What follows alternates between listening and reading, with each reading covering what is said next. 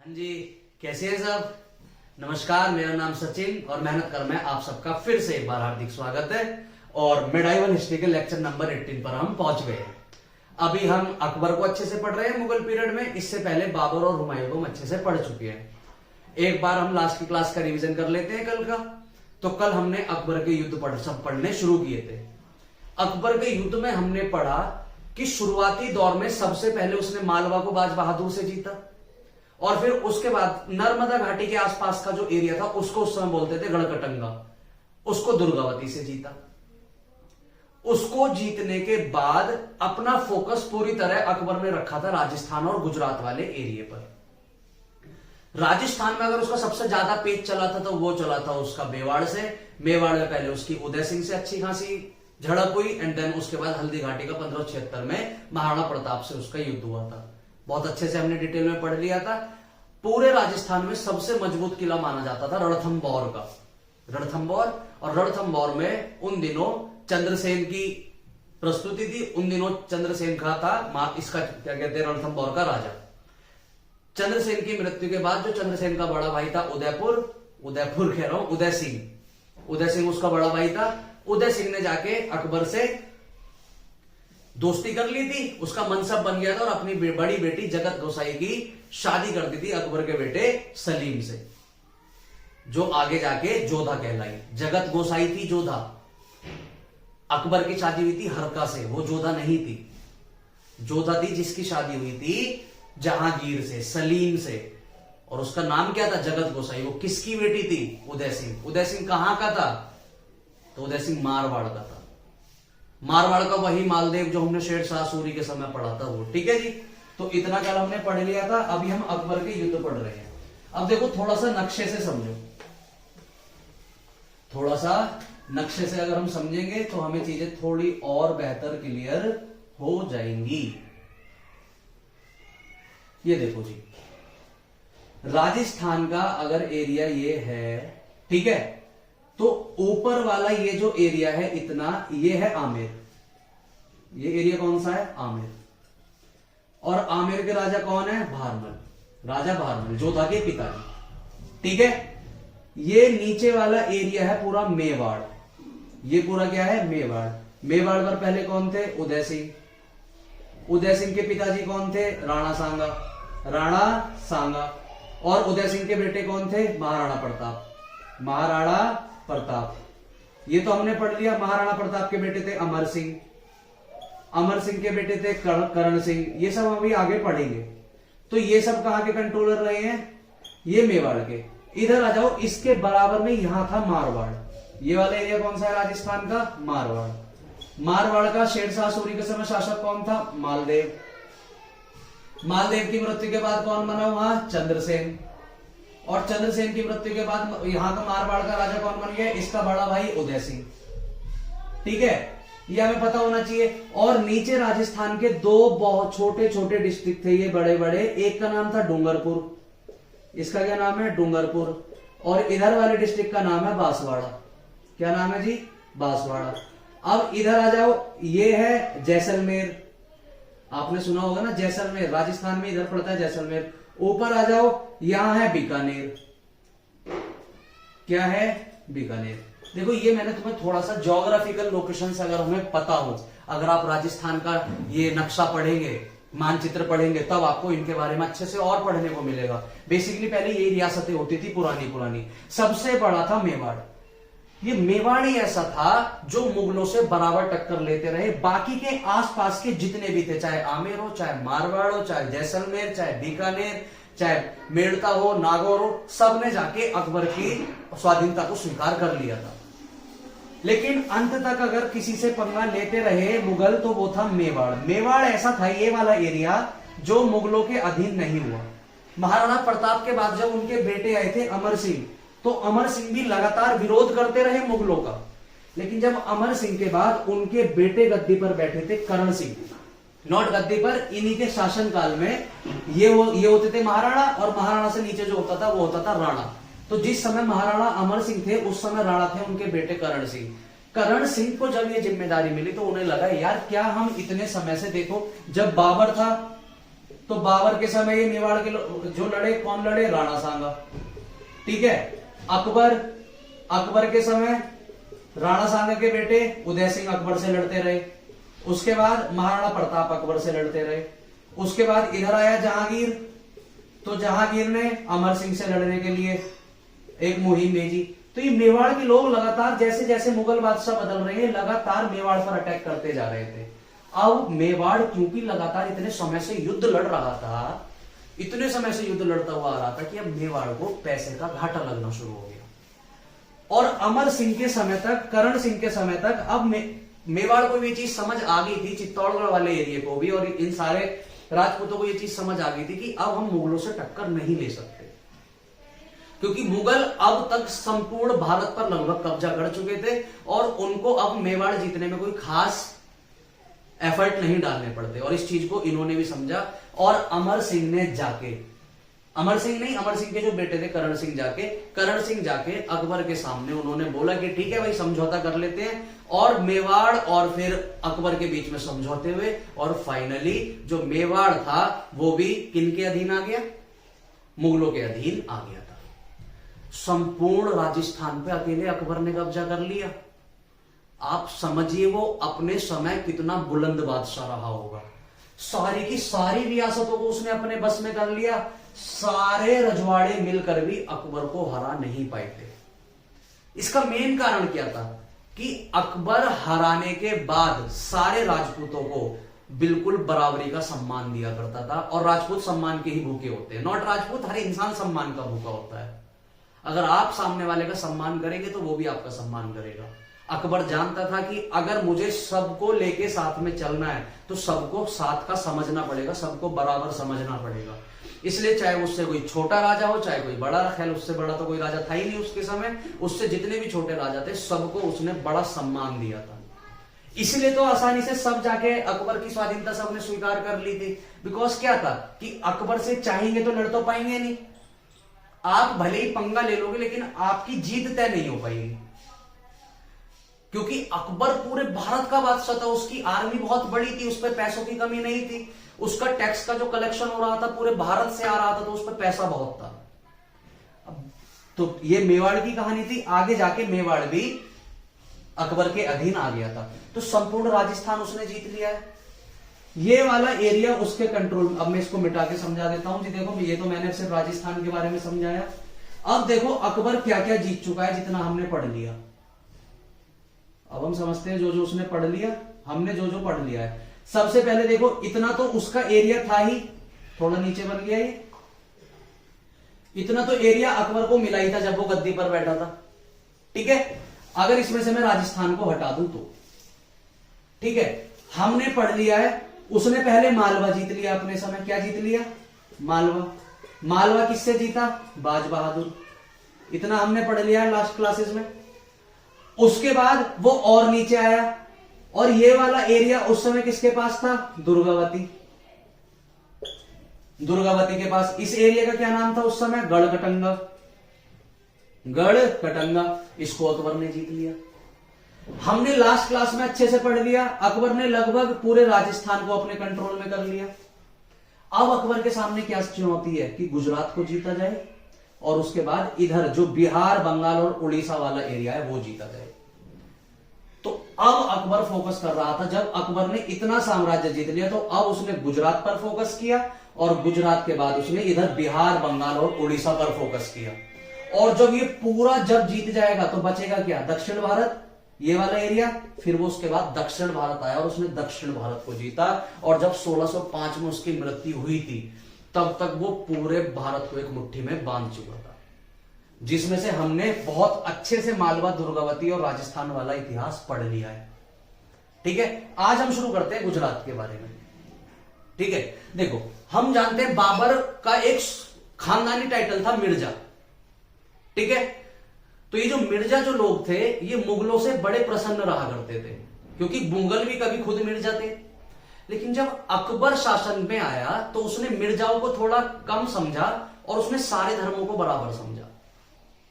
तो मिर्जा इस बात से बड़े खफा रहते थे कि यार अकबर अजीब राजा है, इसके बाप दादा कभी मिर्जा हुआ करते थे, वो मिर्जाओं को इतनी तवज्जो देते थे, अकबर तक मिर्जाओं को कुछ समझता ही नहीं। तो दिल्ली आगरा के आसपास जितने भी टोटल मिर्जा थे, उन सारे मिर्जाओं ने मिलके अकबर के प्रति विरोध जताया। अब आगरा और दिल्ली में रह के तुम अकबर का विरोध करोगे तो आप जानते हो अकबर इन दिनों इतना पावरफुल हो गया था कि आप अकबर का कुछ बिगाड़ नहीं सकते। तो इन मिर्जाओं को बड़ी जल्दी समझ आ गया कि दिल्ली और आगरा में रह के हम अकबर का विरोध नहीं कर सकते। तो इस आसपास के एरिया के जितने भी मिर्जा थे सबके सब आके शिफ्ट हो गए गुजरात।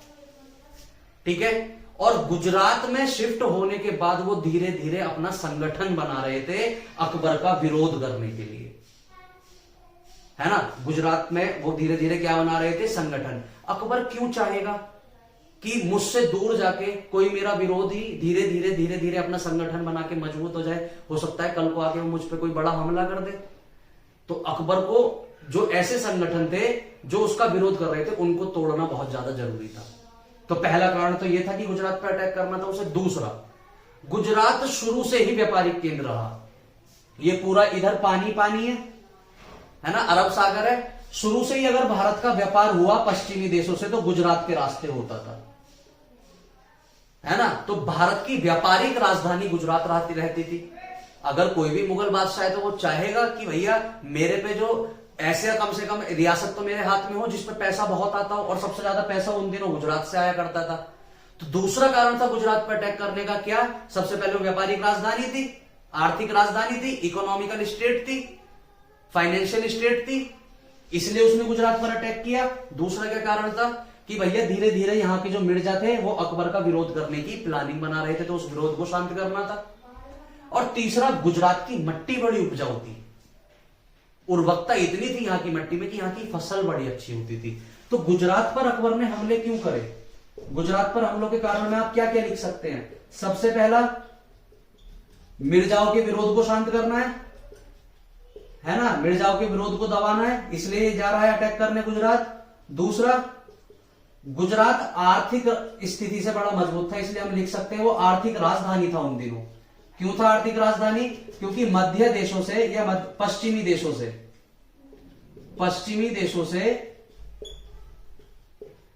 से व्यापार हुआ करता था, और सारा व्यापार किसके रास्ते हुआ करता था, गुजरात के रास्ते। तीसरा, यहां की मिट्टी बड़ी उपजाऊ थी, मिट्टी क्या थी, उपजाऊ, तो यहां पे फसलें अच्छी होती थी। तो ये सारी चीजें घाटे का सौदा तो थी नहीं। ये कुछ कारण थे जिनकी वजह से अकबर ने गुजरात पे अटैक किया। ठीक है जी। अब देखो, जब वो गुजरात पे अटैक करता है तो अगर मैं गुजरात का ये बनाऊं, ये गुजरात है, ठीक है, यहां नीचे पड़ता है लगभग सूरत और वडोदरा।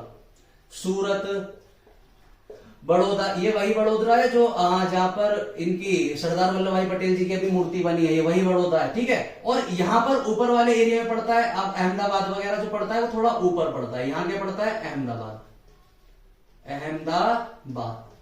देखो जी, लोकेशंस मैप से पता होंगी तभी आप चीजें अच्छे से समझ पाओगे।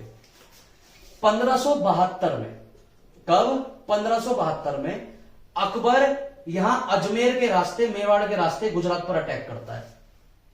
गुजरात पे अटैक करते के साथ ही ऊपर से आता है और सबसे पहले वो अहमदाबाद को पूरे को जीत लेता है।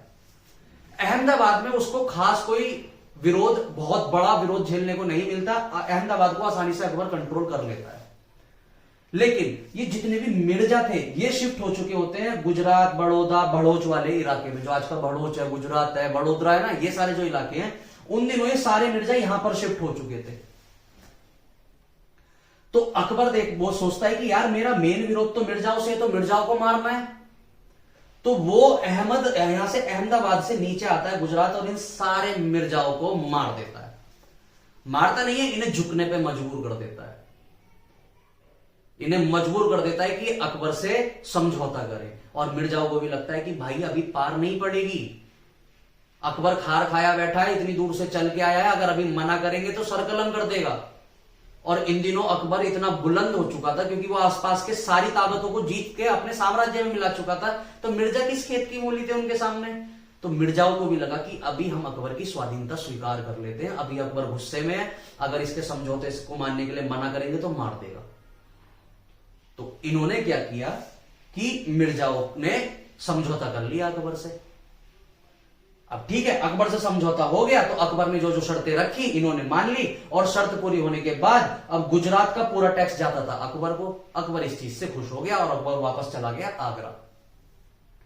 अब जैसे ही अकबर आगरा पहुंचा, इन्होंने तुरंत मिर्जाओं ने विरोध कर दिया कि हम अकबर को कुछ नहीं मानते, वो तो हमारी सिर पा के खड़ा हो गया था, अगर उस समय मना करते तो हो सकता है हमारा सर कलम कर देता, वो तो हमने इसलिए उसका पागल बनाने के लिए हाँ कर दी थी, हम अकबर को कुछ नहीं मानते, हम अलग रहेंगे, स्वतंत्र रहेंगे।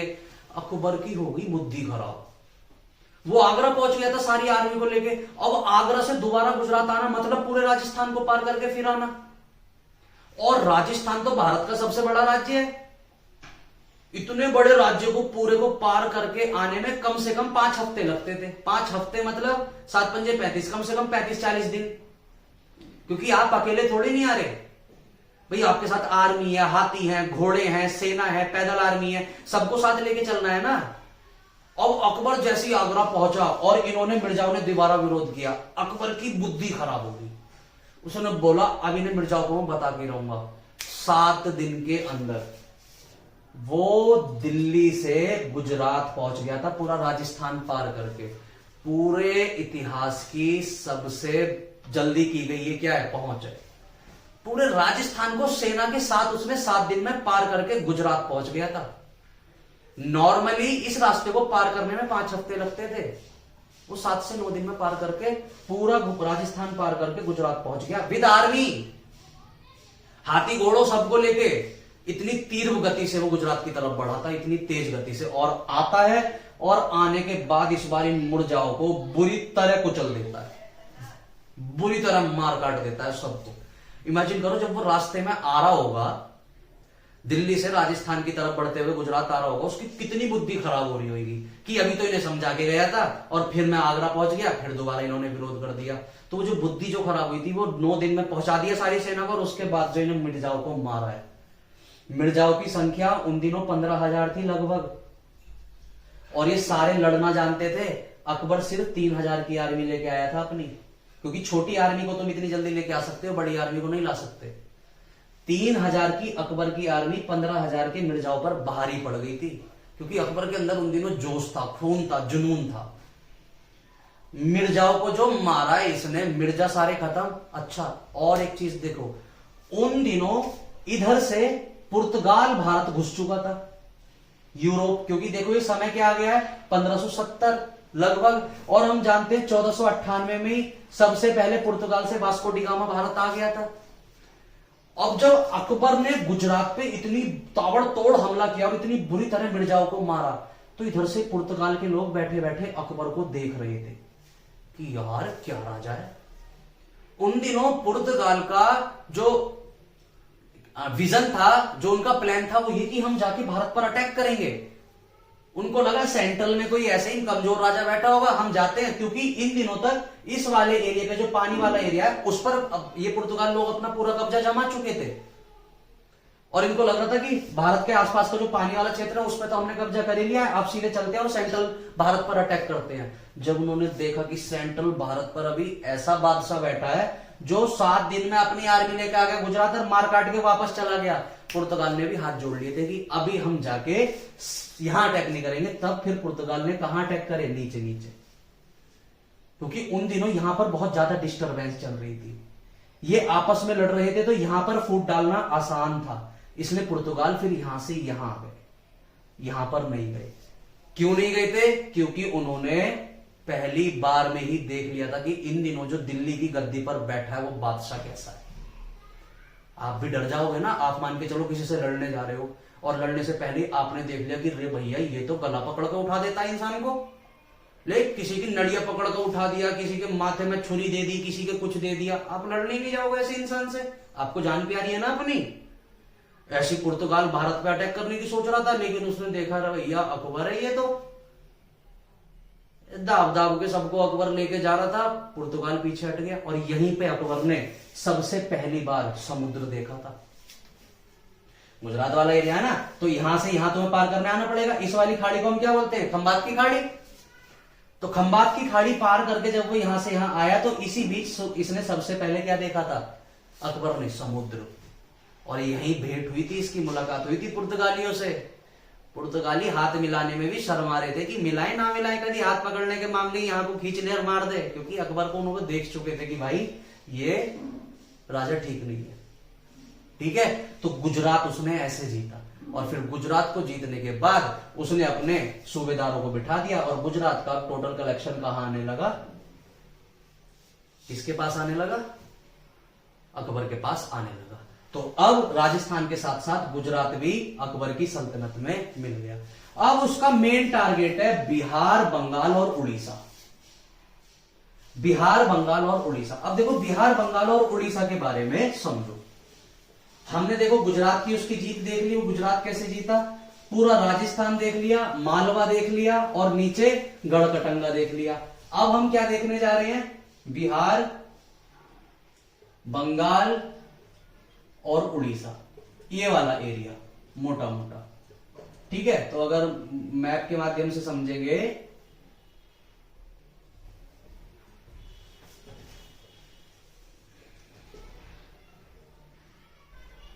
देखो यूपी से इधर है अपना बिहार, ये है बंगाल और नीचे है उड़ीसा, ये वाले एरिया की बात चल रही है। ठीक है, इससे पहले लगभग इतना एरिया अब अकबर का हो चुका है। ये अब अकबर की नजर जा रही है इधर। इधर किसका कंट्रोल है? इस पूरे एरिया पर कंट्रोल करके बैठे हैं अफगान। कौन करके बैठे हैं? अफगान। जिस समय इस पूरे सेंट्रल ऊपर वाले उत्तर भारत में कौन बैठा है? अकबर। उन दिनों इस एरिया पर कौन थे? अफगान। अब देखो जरा, मैं थोड़ा पीछे से तुम्हारा रिवीजन कराता हूं। बाबर आया, ठीक है, वो इब्राहिम लोदी से लड़ा नहीं लड़ा? बिल्कुल लड़ा। हुमायूं आया, वो शेर शाह सूरी से लड़ा, है ना? लड़ा नहीं लड़ा? हुमायूं ने इब्राहिम लोदी को मारा, लेकिन पूरी तरीके से अफगानों का खात्मा नहीं किया, ये हुमायूं की गलती थी। सेम हुमायूं ने सूरी वंश को खत्म किया, लेकिन पूरी तरह अफगानों को खत्म नहीं किया, ये हुमायूं की गलती थी। अगर आप अपने दुश्मनों को मार रहे हो तो जड़ से निपटा दो ना। अगर आप जड़ से दुश्मनों को नहीं मारते तो होता क्या है? आपका दुश्मन धीरे धीरे धीरे धीरे दोबारा उठ खड़ा होता है, और मौका मिलने पे वो कब आप पे दोबारा अटैक कर दे कुछ नहीं पता। हुमायूं और बाबर सेम गलती कर रहे थे कि अफगानों को हरा तो रहे थे, लेकिन उनका पूरी तरह सफाया नहीं कर रहे थे।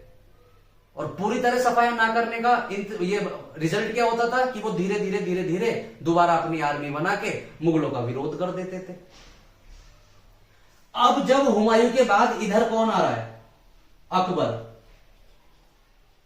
तो इधर फिर दोबारा सारे में अफगान बैठे हैं, और देखो इन मुगलों की और अफगानों की पुश्तैनी लड़ाइयां चल रही हैं, शुरू से लड़ रहे हैं आपस में, है ना? लेकिन जब अकबर ने इतना बड़ा साम्राज्य जीत लिया तो इन अफगानों को समझ आ चुका था कि भाई अभी हम इस स्थिति में नहीं है कि हम जाके अकबर से पंगा लें। तो यहां पर अफगानों ने समझदारी दिखाई, और समझदारी दिखाते हुए किसी ने भी अपने आप को स्वतंत्र बादशाह घोषित नहीं किया, किसी ने भी बादशाह की तरह बिहेव नहीं किया। सबने बोला कि ठीक है जी, हम भले ही अभी मुगल सल्तनत से अलग हैं, लेकिन हम अपना बादशाह अकबर को ही मानते हैं। खुतबा भी किसके नाम का पढ़वाया करते थे? खुतबा पढ़वाते हैं ना ऐसे मुस्लिम लोग यूं करके, है ना? तो खुतबा भी किसका पढ़वाया करते थे? अकबर का। अकबर को कोई प्रॉब्लम नहीं थी। अकबर ने बोला ठीक है, अफगान है, हमारे पुराने पुश्तैनी, इनसे दुश्मनी है, लेकिन अभी मुझसे पंगा ले ही नहीं रहे, मेरी इज्जत कर रहे हैं। अकबर का उसूल था कि अगर सामने से कोई मेरी इज्जत कर रहा है तो मैं भी उसकी इज्जत करूंगा। तो अकबर भी अफगानों की इज्जत करता था। अफगान भी आसानी से जान गए थे कि अभी अकबर से हम नहीं लड़ सकते, इसलिए अफगान भी चुपचाप बैठे थे। लेकिन वही है, बुरे दिन किसके कब आ जाए कुछ पता थोड़ी नहीं है। कई बार आपकी जो बुद्धि होती है वो आपके पूरे साम्राज्य को बेकार कर देती है, जैसे मोहम्मद बिन तुगलक के समय हमने पढ़ा। 1575 के आसपास इस पूरे अफगानों का जो राजा आया उसका नाम था दाऊद खान। अफगानों का जो लीडर आया उसका क्या नाम था? दाऊद खान, जो इस पूरे एरिया का कंट्रोलर था। इस दाऊद खान ने अनाउंस कर दिया कि मैं अकबर को अपना बादशाह नहीं मानता और मैं अफगानों का स्वतंत्र सेनापति हूं और अफगान मुगलों से लड़ेंगे। अकबर ने बोला मान जा, वैसे तू इतना पिटना चाह रहा है, मान जा, मामला तेरा सारा खराब हो जाएगा। दाऊद खान नहीं माना। दाऊद खान क्यों नहीं माना, उसके कारण थे, क्योंकि दाऊद खान के पास 50,000 तो घोड़े थे, घुड़सवार जो घोड़ों पर बैठ के लड़ना जानते थे। 2 लाख की पैदल आर्मी थी, ठीक है जी। हजारों बंदूकें थी इसके पास, हजारों लेटेस्ट टेक्नोलॉजी की उस समय की बंदूकें थी, इसलिए ये डर नहीं रहा था। और तो और इस पे 10,000 से ज्यादा हाथी थे। 10,000 से ज्यादा क्या थे, हाथी। और ये नौसेना में भी बड़ा मजबूत था दाऊद खान, क्योंकि ये वाला एरिया पूरा पानी वाला है, तो इसकी नौसेना भी बड़ी मजबूत थी। उधर सारे में बंगाल की खाड़ी है, इसलिए इसको लगा कि जब मेरी इतनी बड़ी आर्मी है तो मैं मुगलों से पंगा ले सकता हूं। और इसने यही गलती करी, इसने मुगलों से खुला चैलेंज दे दिया। अकबर जानता था कि दाऊद खान की आर्मी बहुत बड़ी है, उधर झारखंड, ये जो उड़ीसा है, बिहार है, बंगाल है, यहां की ज्योग्राफिकल लोकेशंस बड़ी बेकार है। तो अकबर जानता था कि अगर मैं डायरेक्टली जाके अपनी आर्मी के साथ अटैक करूंगा तो मेरी हार निश्चित है, जैसे हुमायूं हारा था। और फिर दोबारा वही इतिहास दोहरा दिया जाता है जैसे शेरशाह सूरी ने हुमायूं को भगा दिया था। यहां पर अकबर ने समझदारी से काम लिया। उन दिनों ये दाऊद खान बैठा था बंगाल में। कहां बैठा था, बंगाल में। अकबर गया और अकबर ने बिहार की राजधानी पटना पर कब्जा कर लिया। बिहार की राजधानी पटना को कब्जा कर लिया और पटना पर कब्जा करके खुद आ गया वापस, ठीक है। और पटना पर बिठा दिया अब्दुल रहीम को। किसको बिठा दिया, अब्दुल रहीम, खाने खाना। ये एक महत्वपूर्ण सेनापति थे अकबर के। अकबर ने अब्दुल रहीम को बोला, बेटे तू इधर बैठ, मैं जा रहा हूं इधर। और अब्दुल रहीम को बोला गया कि तुम इधर से इस पे दाऊद खान पे नजर रखो और देखो ये जब भी कमजोर पड़े बताना, बहुत प्लानिंग के साथ हम इस पर अटैक करेंगे। ये जिम्मेदारी किसको दी गई, अब्दुल रहीम। अब्दुल रहीम ने बोला ठीक है पापा जी, काम हो जाएगा, क्योंकि अकबर रिश्ते में तो उसका बाप ही लगता था ना, रिश्ते में हम तुम्हारे बाप लगते हैं, ठीक है जी।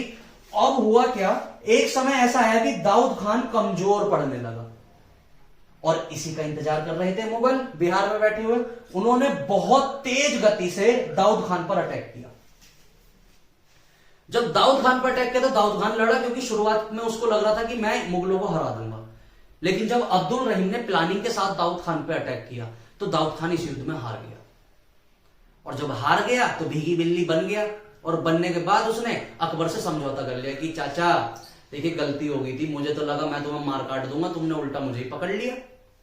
अब तो मेरे पास और कोई चारा ही नहीं है आपसे दोस्ती करने के अलावा, आपका मनसब बनने के अलावा, आपसे समझौता करने के अलावा। तो अकबर के में फिर वही बात आ गई कि अकबर के प्रति अगर तुम सम्मान दिखाओगे तो अकबर तुम्हारे प्रति भी सम्मान दिखाएगा।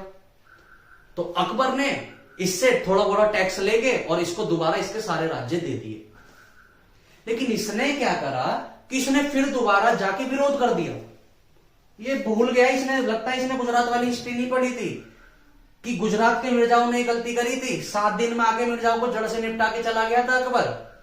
सेम इसने वो गलती कर दी दाऊद खान ने। दाऊद खान ने क्या करा, पहले तो बोल दिया अकबर मैं तुम्हारी स्वाधीनता स्वीकार करता हूं, और जब इसको इंडिपेंडेंटली यहां भेज दिया तो यहां जाके इसने फिर अपनी आर्मी बनानी शुरू कर दी। अकबर ने बोला तेरी जात का पैदा मारूं, और गया। और इस बार फिर दोबारा से 1576 या 1575 के आसपास ही दोबारा से दाऊद खान से युद्ध हुआ। इस बार दाऊद खान को पूरी तरह क्या कर दिया गया, मार दिया गया। और मारा ही नहीं गया, दाऊद खान के बाद अफगानों का पूरी तरह सफाया कर दिया गया, पूरी तरह। जो ये थे ना कि नन्नू पुंजू की तरह कभी बस थोड़े से मारते मारते आ रहे थे और अफगानों को बचा छोड़ दे रहे थे, अकबर ने पूरा जड़ से, रूट से अफगानों को उखाड़ फेंका। और संपूर्ण तरीके से अब अकबर का साम्राज्य हो गया इतना बड़ा, मतलब संपूर्ण उत्तर भारत पर अब उसका कब्जा हो गया था। उत्तर भारत पर अब उसका कब्जा हो गया था। अब उसको कहां आना था, दक्षिण भारत।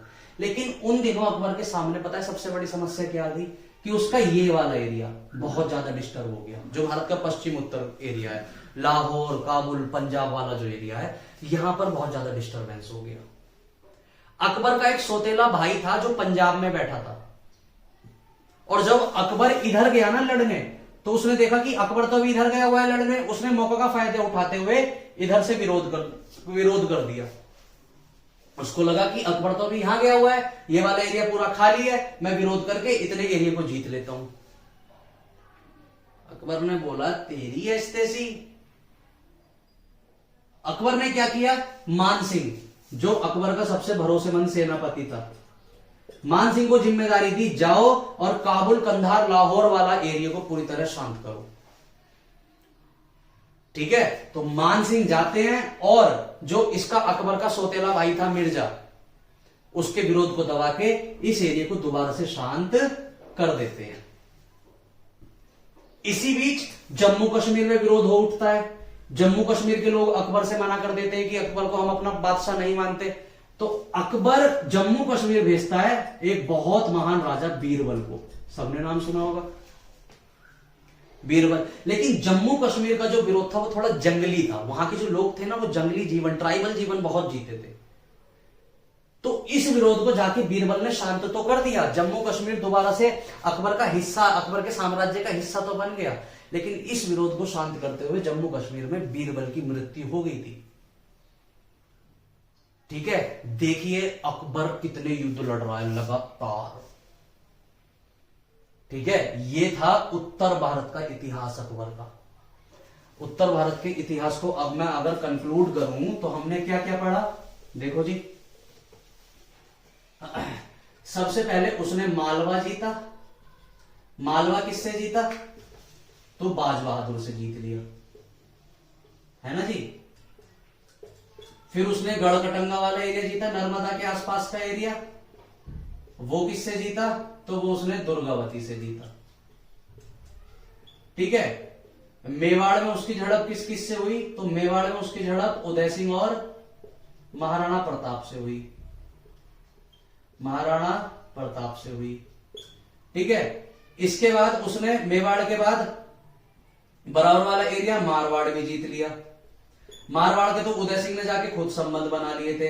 बीकानेर के राजाओं को भी झुकने पे मजबूर किया, जैसलमेर के राजाओं को भी झुकने पे मजबूर किया। 1562 में पूरा मेड़ता भी जीत लिया, नागौर पर भी कब्जा कर लिया। ये सारे राजस्थान के एरिया हैं। ठीक है, नीचे आ जाओ, डूंगरपुर जीत लिया, डूंगरपुर के बराबर में बांसवाड़ा जीत लिया। ऊपर चले जाओ, बीकानेर तो मैंने लिख ही दिया। ये सारे एरिया उसने राजस्थान के जीत लिए थे। ठीक है, फिर वो गुजरात गया। गुजरात में मेनली उसने क्या क्या जीता, अहमदाबाद जीत लिया पूरा, सूरत जीत लिया,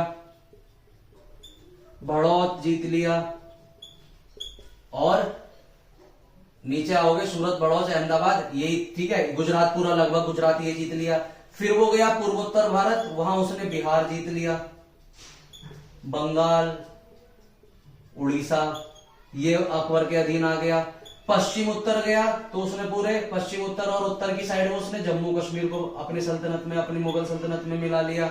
इधर काबुल, कंधार, लाहौर, सब अफगानिस्तान तक पूरे एरिया को कहा मिला लिया, काबुल, कंधार, लाहौर, पूरा आज का पंजाब, पाकिस्तान, अफगानिस्तान, सब अकबर ने अपने साम्राज्य में मिला लिया था। बहुत ही वीर राजाओं की पहचान है ये, कि इतने बड़े साम्राज्य को जीतना। जबकि अकबर जब गद्दी पर बैठा था ना, तो मुगल शासन बर्बाद होने वाला था। अगर आपको ध्यान हो, हेमू आगरा और दिल्ली जीत चुका था, मुगलों से दिल्ली और आगरा भी चले गए थे। लेकिन आने वाले समय में देखो अकबर ने क्या आतंक मचाया। अब हमारा एक क्लास में हम समझेंगे अकबर का दक्षिण भारत अभियान। उत्तर भारत हमने सारे समझ लिए, अब दक्षिण भारत में हमें पढ़ना है गोलकुंडा, खानदेश, अहमदनगर और बीजापुर। इन चारों के बारे में हम दक्षिण भारत का नेक्स्ट क्लास में पढ़ लेंगे। उत्तर भारत में आपको इतना पता होना चाहिए, कोई क्वेश्चन नहीं छूटेगा, तुम्हारी कसम। ठीक है जी, सारी चीजें टोटल नोट्स बनाया करो, कॉपी में लिखा करो पॉज कर करके। मैं यहां एक एक नोट्स नहीं लिखवाऊंगा कि चलो कॉपी पेन निकालो, आ से अनार लिखो, बी से बॉल लिखो, नहीं, अपने आप लिखा करो, समझदार हो। ठीक है, नोट्स अच्छे से बनाया करो, सारे एग्जाम धुआंधार होंगे, है ना। हिस्ट्री से इंटरेस्टिंग कोई सब्जेक्ट ही नहीं है भाई, पता नहीं क्यों नहीं पढ़ाया जाता स्कूल में ऐसे।